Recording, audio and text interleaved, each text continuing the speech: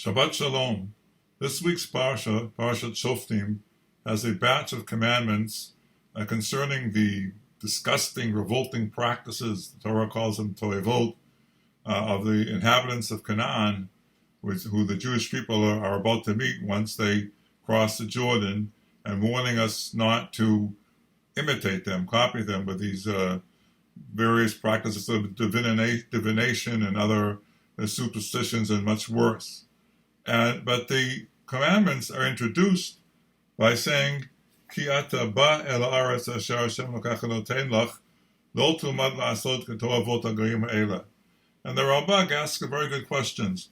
These things that are forbidden, the toevot, these disgusting pagan practices, are not they're forbidden everywhere. Jews in the U.S., Russia, South America, wherever, are forbidden to do them, and there's no connection between the land of Israel and these commandments. It's not like, say, Shemot U'Masro, tights, what the Halakha calls mitzvot hatuliot ba'aretz, commandments that apply only in the land of Israel, where it will make sense to introduce, well, you're about to enter the land of Israel, here are some special laws that obtain there and only there.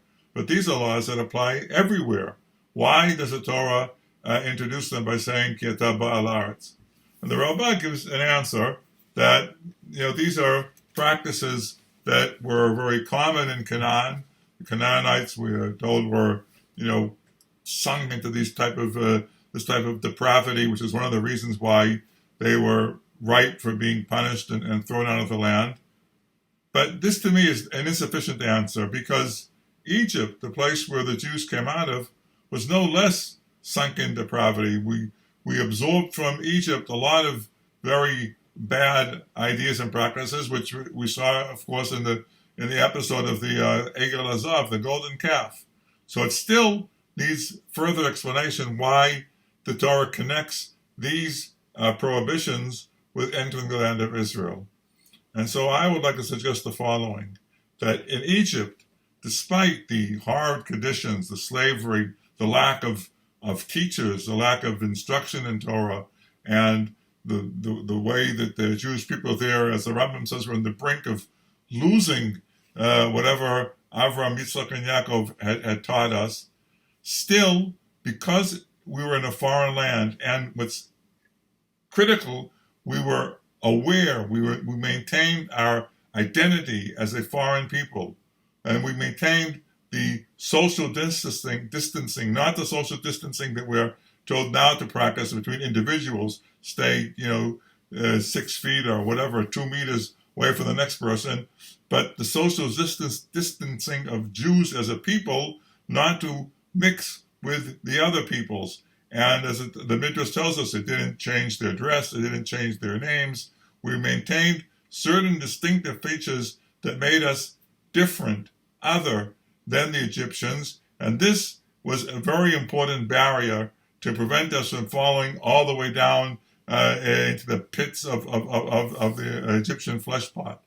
The problem is that when we go into the land of Israel, and we have our own country, then we have the tendency, which we've seen ever since the beginning of Zionism, and we see it today even more, of our wish being to be the opposite. We want to be a people just like all the other nations. We don't want to be different anymore. We don't want to be singled out as the oddballs, as those who stick out from the rest of society. We want to be a nation just like every other nation.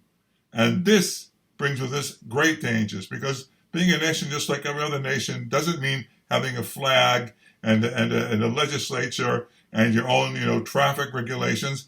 It unfortunately means that your justice system will simply follow like a monkey see, monkey do, the type of a horrible decision-making that we see in some of the justice systems around the world, the pseudo-ethics and the disgusting values that have taken hold of many societies. We want to be like all the rest. And so I think that's the reason why we need special care, special protection, special warning when you're in the land of Israel, and you are in your own country. You are what we still, maybe with a little trepidation from the secret police, call it a Jewish state.